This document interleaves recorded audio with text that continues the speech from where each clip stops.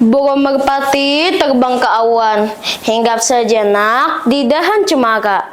Salam hormat saya ucapkan sebagai kata pembuka bicara. Assalamualaikum warahmatullahi wabarakatuh. Hai teman-teman semua, perkenalkan nama saya Muhammad Fajar Al-Bughari. Di sini saya akan menceritakan dongeng yang diambil dari cerita rakyat yang berasal dari Kalimantan Selatan yang ditulis ulang oleh Imam R. Muncul yang berjudul Janji Seorang Raja yang Bijaksana. Dahulu di negeri antah berantah, hiduplah seorang janda yang tinggal dengan anaknya yang masih kecil. Dan mereka pun sangat hidup dengan sederhana, sehingga anak itu hanya tinggal di sebuah gubuk tua. Sehingga mana anak itu pun hanyalah seekor nyamuk. Dan desa itu pun dipimpin oleh raja yang baik, arif, dan bijaksana. Suatu hari, ketika anak itu sedang bermain dengan teman-temannya hingga hari mulai gelap, anak itu mulai ketakutan karena dia takut akan dimarahi oleh ibunya karena terlambat pulang. Maka dengan begitu, dia pun menitipkan nyamuk kesayangannya kepada raja. Lalu anak desa pun berkata, "Wahai Baginda, hamba ingin menitipkan nyamuk milik hamba di istana. Di manakah hamba meletakkan nyamuk hamba di istana ini?" Lalu sang raja pun menjawab,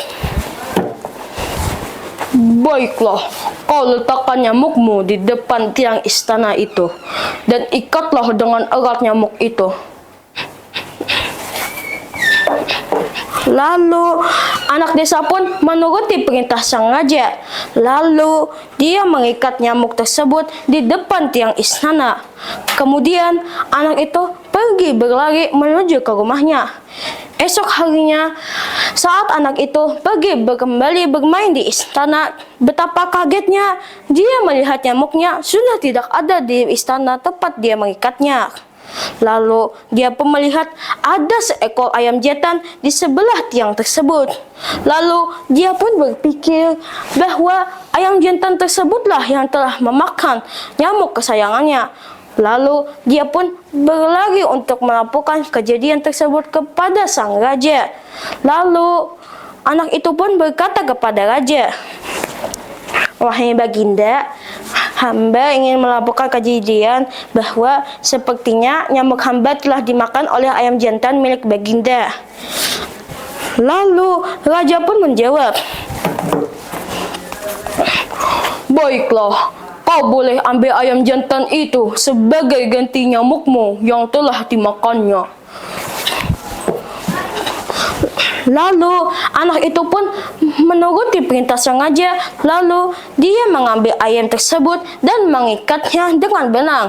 Saat dia asyik bermain, tiba-tiba ayamnya lepas melarikan diri. Lalu dia pun mulai mencari ayamnya sehingga dia melihat ayamnya di sebuah padang padi. Di sana dia melihat ada seorang ibu yang sedang menumbuk padi dengan lesung.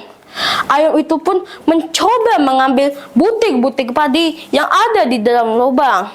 Meskipun sudah dihalau berkali-kali, ayam itu tetap berusaha mengambil butir-butir padi tersebut. Lalu ada seorang ibu-ibu yang melemparkan lesung tersebut kepada ayam. Lalu ayam itu pun menggelepar-gelepar dan jatuh ke tanah dan mati. Anak yang melihat kejadian tersebut merasa sangat sedih dan kecewa.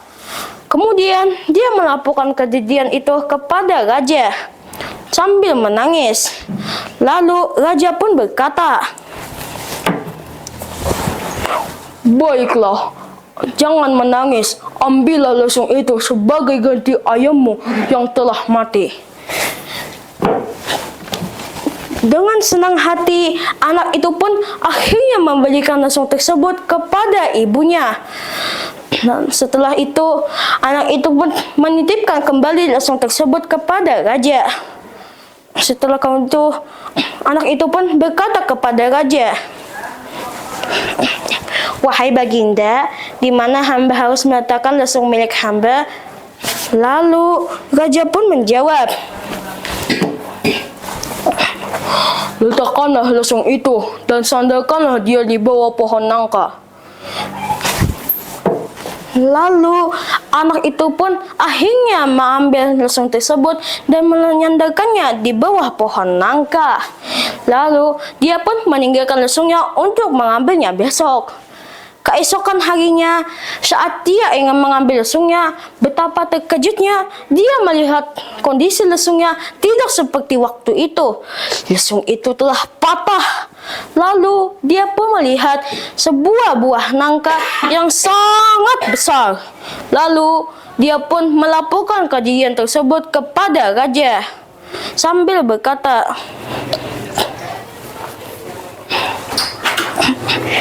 "Wahai baginda, lesung hamba patah karena tertimbun buah nangka. Apa yang hamba harus lakukan?" Lalu baginda raja pun menjawab, "Baiklah, ambillah nangka tersebut sebagai ganti lesungmu yang telah patah." Lalu anak desa itu pun bertanya, "Tapi hamba tidak bisa membawa nangka tersebut sendirian. Bolehkah hamba menitipkan nangka tersebut di istana? Besok hamba akan mengambil buah nangka tersebut bersama teman-teman hamba." Lalu raja pun menjawab, "Baiklah, letakkanlah buah nangka tersebut di belakang pintu dapur istana."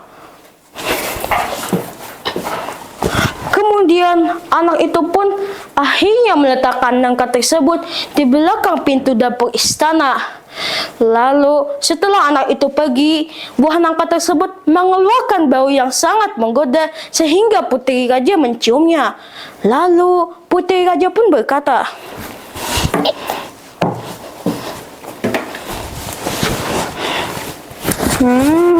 "Baunya enak sekali. Di mana ya aku bisa menemukan buah nangka itu? Mungkin bibi sengaja menyimpankannya untukku."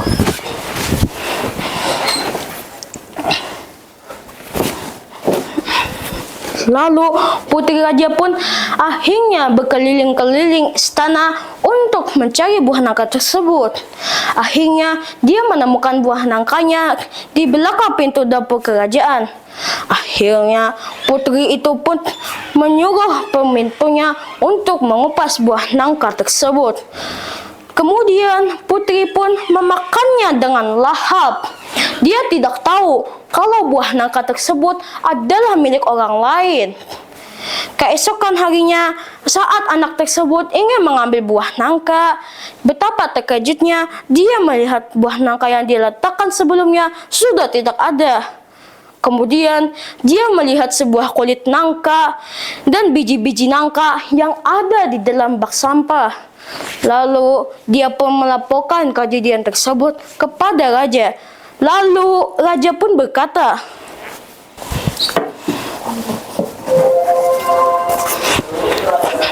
"Wahai anak desa, nyamukmu telah hilang karena dimakan oleh ayam jantanku.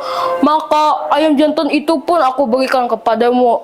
Dan sekarang ayam jantanmu mati karena tertimpa lesung. Maka aku juga berikan lesung tersebut kepadamu. Dan juga lesungmu telah patah karena tertimbun buah nangka. Maka aku juga berikan buah nangka itu kepadamu. Dan sekarang putriku telah memakan buah nangka tersebut. Kalau begitu, aku juga memberikan putriku kepadamu." Anak itu pun tidak mengerti apa-apa karena dia masih kecil. Beberapa hari pun berlalu.